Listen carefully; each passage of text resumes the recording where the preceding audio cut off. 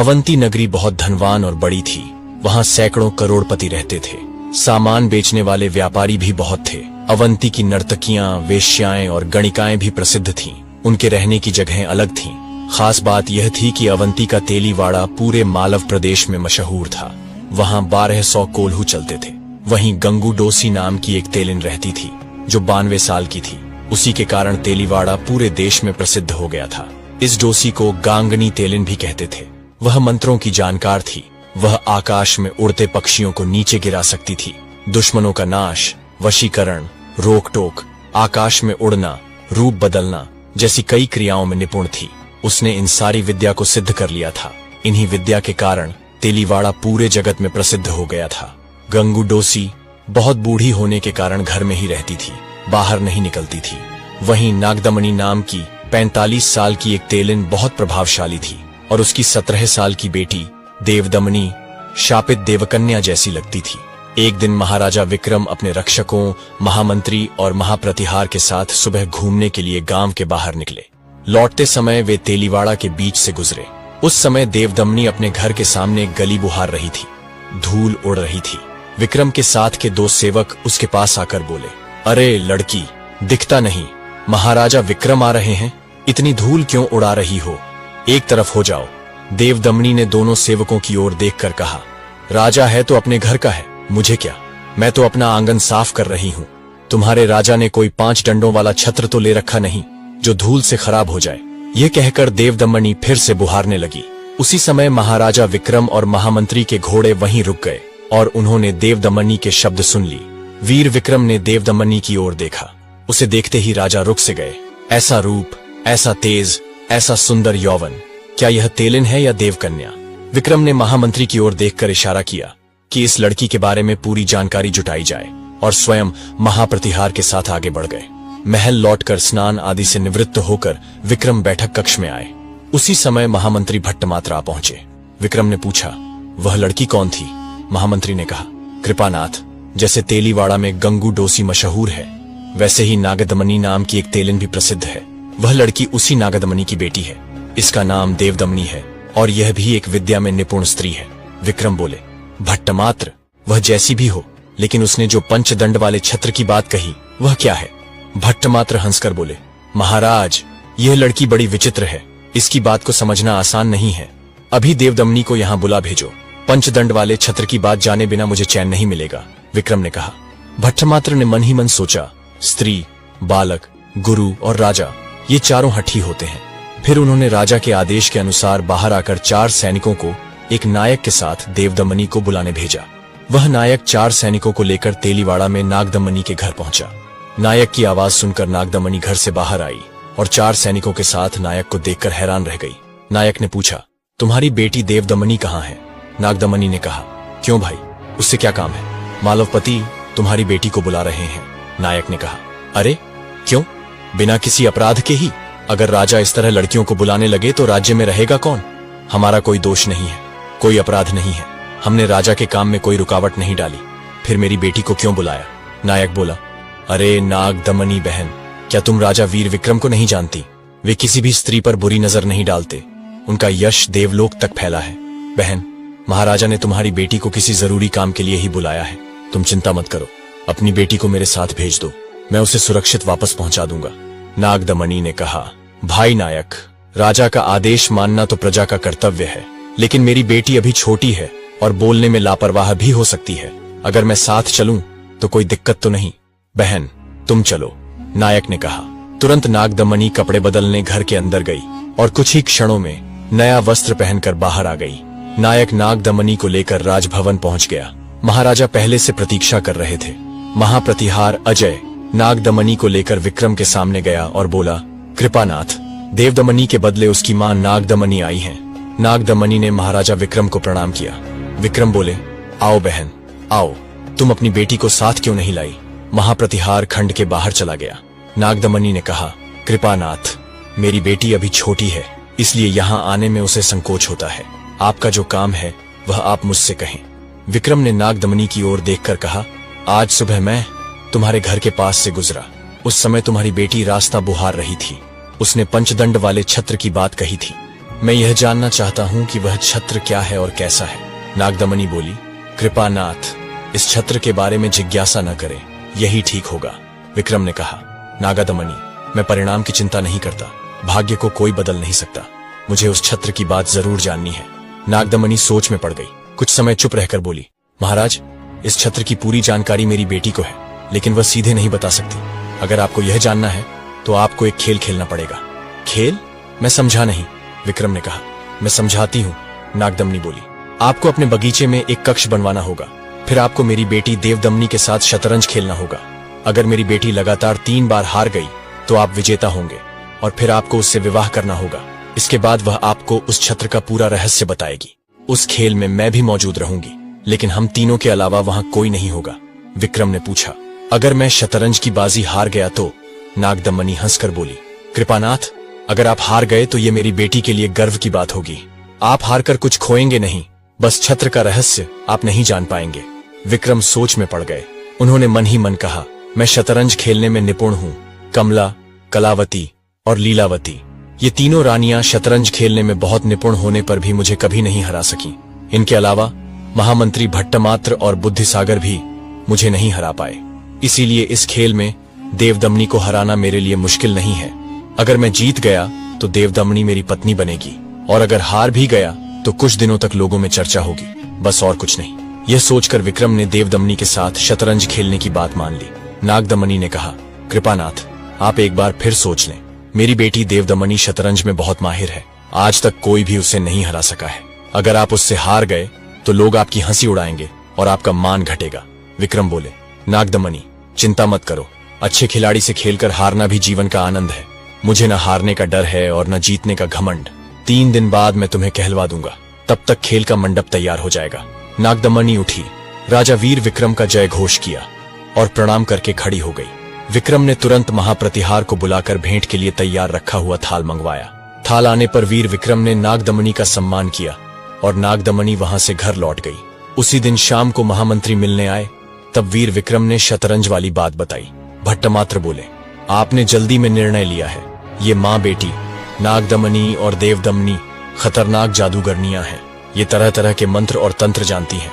लोग कहते हैं कि इनके जाल में एक बार फंसने पर निकलना बहुत कठिन होता है। विक्रम ने हंसकर कहा, मंत्री जी, जहाँ विद्या होती है वहाँ ऐसे तरह तरह की बातें फैलती ही हैं। मुझे किसी भी कीमत पर यह काम करना है। आप जानते हैं, मैं जो काम शुरू करता हूँ उसे पूरा किए बिना चैन से नहीं बैठता। अब 2 दिन में बगीचे के दक्षिण भाग में एक मंडप तैयार करवाइए, उसमें अच्छे आसन रखें और उसे सुंदर ढंग से सजाएं। राजा का आदेश मानकर महामंत्री वहां से चले गए। 2 दिन में मंडप तैयार हो गया। चौथे दिन महाराजा विक्रम का दूत नागदमनी और देवदमनी को लाने गया। दिन के पहले पहर के बाद दोनों माँ और बेटी आ गईं। मंडप में सोने के 2 आसन बिछे थे, एक पर वीर विक्रम और दूसरे पर देवदमनी बैठ गई। नागदमनी पास में एक आसन पर बैठ गई। वीर विक्रम ने देवदमनी की ओर देखकर कहा, देवी, तुम्हारे साथ खेलकर हारने में भी मुझे आनंद आएगा। मैं हार जाऊं तो कोई चिंता नहीं, लेकिन अगर तुम हार गई तो मुझे तुम्हारे जैसी अद्भुत नारी का साथ मिलेगा। अब तुम पहली चाल चलो। देवदमनी मुस्कुराकर बोली, कृपानाथ, मेरा शुरुआती खेल बहुत खतरनाक होता है, इसलिए मैं चाहती हूँ कि आप पहली चाल चलें। विक्रम ने कहा, मुझे तुम्हारे खतरनाक शुरुआत का कोई डर नहीं है, लेकिन तुम एक नारी हो और मेरी अतिथि भी, इसलिए अतिथि का सम्मान करते हुए मैं तुम्हें ही पहला अवसर दूंगा। देवदमनी हल्का सा हंस दी और बिना कुछ कहे खेल शुरू हुआ। उसने पहली 4 चालें चली, जिनका विक्रम ने बेहतरीन जवाब दिया। नागदमनी देख रही थी कि विक्रम ने देवदमनी को आगे बढ़ने से रोकने के लिए एक मजबूत मोर्चा बना लिया है। शतरंज का खेल जितना शांत दिखता है उतना ही रोमांचक होता है। खेलने वाले तो भूख प्यास तक भूल जाते हैं। जब शाम में 2 घड़ी का समय बाकी रह गया तो देवदमनी समझ गई कि विक्रम कोई साधारण खिलाड़ी नहीं है। उस दिन खेल अधूरा रह गया और माँ बेटी अपने घर लौट गई। इसी तरह खेलते खेलते 4 दिन गुजर गए, लेकिन एक भी दिन खेल पूरा नहीं हुआ। इस बीच शहर में तरह तरह की बातें होने लगी। रात में जब विक्रम डिस्गाइज में लोगों की बातें सुनने निकलते तो कई जगह अपने ही बारे में मजाकिया चर्चा सुनते। 5वें दिन खेल का रंग बदल गया। 4 दिनों तक देवदमनी सिर्फ विक्रम की चालें समझ रही थी। आज उसने सीधे आक्रमण का खेल खेला। विक्रम उसकी चाल देखकर चौंके, मगर धैर्य से उसका सामना किया। लेकिन यह कोई सामान्य खिलाड़ी का हमला नहीं था, यह एक जादूगरनी की रणनीति थी। शाम से पहले ही विक्रम बाजी हार गए। उन्होंने देवदमनी की ओर देखकर कहा, देवी, सबसे पहले मैं तुम्हारी जीत पर बधाई देता हूँ। देवदमनी बोली, कृपानाथ, मैं धन्य हुई। मुझे लगता है अब 2-3 दिनों में ही खेल खत्म हो जाएगा। विक्रम हंसकर बोले, और वह भी तुम्हारी ही जीत से। आप बिल्कुल सही कह रहे हैं। देवदमनी मुस्कुराई, क्योंकि नारी कभी पराजित नहीं होती। विक्रम ने उसकी सुंदर मुस्कान की ओर गहराई से देखा। देवदमनी नागदमनी के साथ घर लौट गई। आज की हार ने विक्रम के मन पर गहरा असर डाला। उसने सोचा, अगर एक नारी मुझसे यूं जीत गई तो बहुत अपकीर्ति होगी। तभी उसके मन में विचार आया, राज्य की रक्षा क्षेत्रपाल करते हैं। आज रात मैं क्षेत्रपाल मंदिर जाकर उनकी आराधना करूंगा। कृष्ण पक्ष की द्वादशी की रात थी। पहला प्रहर बीत चुका था। वीर विक्रम भेष बदलकर पैदल ही राजभवन से निकले। अंधेरी घनघोर रात थी। वह गुप्त रास्ते से नगर के बाहर निकल गए। क्षेत्रपाल का मंदिर शहर से 3 खेत दूर था। हर साल राजा अपने परिवार के साथ यहाँ पूजा करने आता और अन्न से भरे कई थाल अर्पित करता। यह मंदिर विक्रम के पूर्वजों ने बनवाया था और इसकी देखरेख भी राज्य करता था। माना जाता था कि पूरे राज्य की रक्षा का भार क्षेत्रपाल पर है। विक्रम ने यह भी सुना था कि उनके पितामह ने एक बार विपत्ति दूर करने के लिए यहाँ आराधना की थी और संकट टल गया था। मन में यह श्रद्धा लिए विक्रम बिना किसी रक्षक के अकेले ही सुनसान रास्ते पर बढ़ते रहे। उनके विचार बार बार देवदमनी पर अटक रहे थे। शतरंज में निपुण होने के बावजूद वह पहली बार किसी स्त्री से हार गए थे, और वह भी ऐसी स्त्री जो रूपवती, चंचल और आकर्षक थी। सोचकर आश्चर्य होता था कि ऐसा नारी रत्न किसी तेली के घर जन्मा। अगर वह हार गए तो न केवल देवदमनी उनसे दूर हो जाएगी, बल्कि पूरे नगर में उनकी हंसी उड़ाई जाएगी। इन्हीं विचारों में उलझे हुए विक्रम मंदिर के पास पहुंचे। क्षेत्रपाल का स्मरण करते हुए वह मंदिर की 4 दीवारी में प्रवेश कर गए। मंदिर में कोई नहीं था। पुजारी शाम को दीपक जलाकर चला जाता था और दीपक भी अब बुझ चुका था। उन दिनों मंदिरों में ताले नहीं लगते थे। सिर्फ कुत्तों और बिल्लियों से बचाने के लिए गर्भगृह और मुख्य द्वार पर बाहर से सांकल लगा दी जाती थी। मंदिर में कितना भी धन मंदिर से कोई चोर भी चोरी नहीं करता था। जहाँ मनुष्य छोड़ना सीखता है वहाँ चोरी कैसे हो सकती है। वीर विक्रम ने मंदिर का दरवाजा खोला और अंदर प्रवेश किया। बाहर का अंधेरा गहरा था, लेकिन मंदिर के भीतर का अंधेरा और भी घना था। उन्होंने गर्भद्वार खोला, पर क्षेत्रपाल की मूर्ति अंधकार में दिखाई नहीं दे रही थी। आंखें बंद कर विक्रम ने क्षेत्रपाल का स्मरण शुरू किया। थोड़ी ही देर में 2 दीपक अपने आप जल उठे।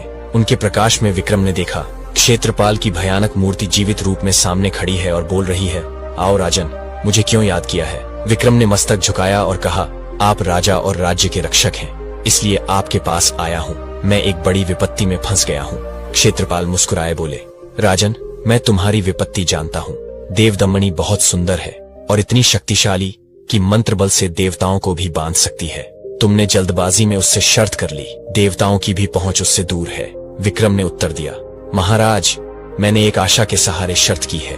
हारने का दुख नहीं, लेकिन जो पाना और जानना चाहता हूँ वह न मिला तो बुरा होगा।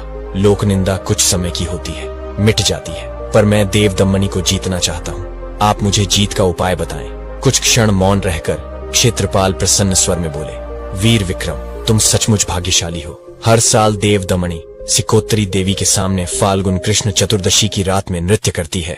यह रात परसों ही है। लेकिन विक्रम ने तुरंत पूछा, आप क्यों रुक गए। क्षेत्रपाल बोले, जहाँ यह नृत्य होता है वह जगह यहाँ से 200 योजन दूर है और वहाँ पहुँचना असंभव है। विक्रम ने पूछा, देवदमनी वहाँ कैसे पहुँचती है। क्षेत्रपाल ने उत्तर दिया, वह कुछ ही क्षणों में पहुँच जाती है। उसकी शक्ति अपार है। विक्रम ने दृढ़ स्वर में कहा, देवराज, मैं भी वहाँ कुछ ही क्षणों में पहुँच जाऊंगा। आप मुझे स्थान बताएं और क्या करना है वह समझाएं। क्षेत्रपाल ने कहा, राजन, यहाँ से उत्तर दिशा में करीब 200 योजन दूर सिकोत्तर नाम का एक सुंदर पर्वत है। इस पर्वत के बीचों बीच सबसे ऊंचे शिखर पर सिकोत्तरी माता का भव्य मंदिर है। इस देवी की पूजा देवता भी करते हैं, इसलिए वहाँ लोग बहुत कम रहते हैं। बस कुछ वनवासी ही वहाँ हैं। परसों रात दूसरे प्रहर में देवराज इंद्र अपनी प्रिया और मित्रों के साथ वहाँ आएंगे। उसी समय देवदमनी भी अपनी 4 सखियों के साथ आएगी और सिकोत्तरी देवी के मंदिर के चौक में इंद्र के सामने नृत्य करेगी। देवराज इंद्र उसके नृत्य से प्रसन्न होकर उसे उपहार देंगे। तुम्हें वह उपहार किसी तरह लेकर यहाँ वापस आना होगा। बीच में ही विक्रम ने पूछा, महाराज, क्या उस सभा में मनुष्यों को भी आने की अनुमति है। क्षेत्रपाल ने कहा, हाँ राजन, सिकोत्तर पर्वत के वनवासी भी उस उत्सव में शामिल होते हैं। तुम वनवासी का भेष बनाकर उनके बीच बैठ जाना, तुम्हें कोई रोक टोक नहीं होगी। तुम इंद्र और उनके मित्रों को देख पाओगे और देवदमनी को मिला उपहार किस तरह लेना है यह तुम्हें खुद सोचकर करना होगा। जब वह उपहार मिल जाए तो अगले दिन जब देवदमनी शतरंज खेलने बैठे, किसी बहाने चतुर्दशी की बात छेड़ना और उस उपहार की एक चीज उसे दिखाना। वह देखते ही क्रोधित हो जाएगी और खेल हार जाएगी। इसी तरह दूसरी और तीसरी बाजी में भी करना। इस तरह वह तीनों खेल हार जाएगी। विक्रम बोला, महाराज, आप मेरे और मेरे राज्य के रक्षक हैं। आपने मुझ पर बहुत बड़ा उपकार किया है। कल शाम मैं नैवेद्य लेकर हाजिर होऊंगा।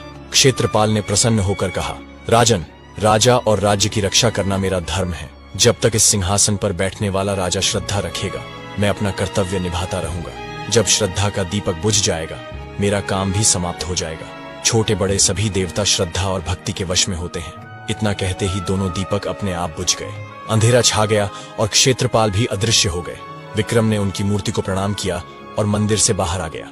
दूसरे दिन तय समय पर नागदमनी अपनी सुंदर कन्या देवदमनी के साथ उस मंडप में पहुंची और वीर विक्रम भी आ गया। आज शतरंज का दूसरा खेल शुरू होना था। देवदमनी बोली, महाराज, आप एक खेल हार चुके हैं। देवदमनी बोली, आज दूसरा खेल शुरू हो रहा है। अगर आप ये जीत गए तो पहला खेल बेकार हो जाएगा, लेकिन अगर हार गए तो मुझे तीसरा खेल भी जीतना होगा। विक्रम मुस्कुराए, सुंदरी, अगर तुम सोच रही हो कि मैं सिर्फ पंचदंड वाले छत्र का राज जानने के लिए खेल रहा हूं, तो ये भूल जाओ। जान गया तो अच्छा है, लेकिन इसके लिए मेरा कोई जोर नहीं है। देवदमनी ने हैरानी से पूछा, तो फिर ये शर्त क्यों मानी? विक्रम हंस पड़े, तुम समझदार हो, तेज दिमाग की हो और लोगों के मन को पढ़ सकती हो, फिर भी तुम ये नहीं समझ पाओगी कि मैं ये खेल क्यों खेल रहा हूँ। नागदमनी ने बीच में कहा, राजन, आपने तो खुद पंचदंड की ही बात की थी। विक्रम बोले, हाँ, वो तो बस एक बहाना था। मैं जानता था कि तुम्हारी बेटी शतरंज में माहिर है, फिर भी मैंने शर्त मान ली। क्यों? देवदमनी ने फिर पूछा। हारने के लिए, विक्रम ने हंसते हुए कहा। एक खास और तेज दिमाग वाली नारी को जानने के लिए इससे बेहतर तरीका मेरे पास नहीं था। मैं राजा हूँ, तुम मेरी प्रजा हो, इसलिए और किसी तरीके से तुमसे नजदीकी नहीं हो सकती थी। जब मैंने तुम्हें पहली बार देखा तो मन में जिज्ञासा हुई कि तुम्हारे बारे में जानना चाहिए। पंचदंड का बहाना मददगार बना।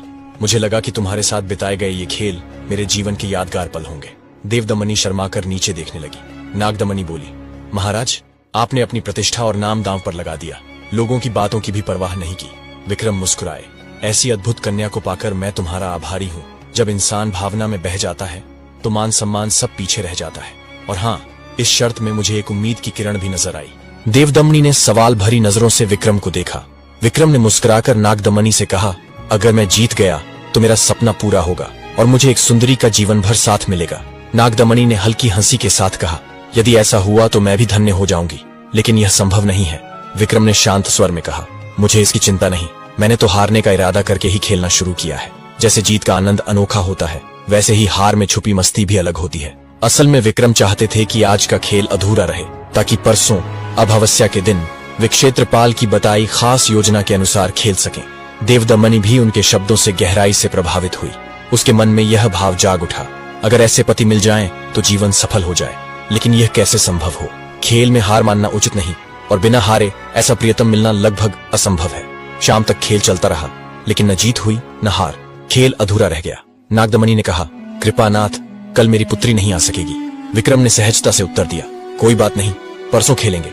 लेकिन तभी उनके मन में क्षेत्रपाल की बताई गुप्त युक्ति बिजली सी कौंध गई। मंदिर की ओर जाते हुए विक्रम जानते थे, असली खेल अब शुरू होने वाला है। चारों ओर अमावस्या की घनी छाया फैल चुकी थी। राजमहल के दीपक भी जैसे डरते डरते टिमटिमा रहे थे। वीर विक्रम की आंखों में बस एक ही छवि थी, देवदमनी की। लेकिन प्रश्न यही था, क्या यह अपूर्व सुंदरी सच में उनकी जीवन संगिनी बनेगी, या फिर यह शतरंज का खेल उनके सपनों को हमेशा के लिए तोड़ देगा? अब इसका उत्तर मिलेगा अध्याय 2 में। अध्याय 2।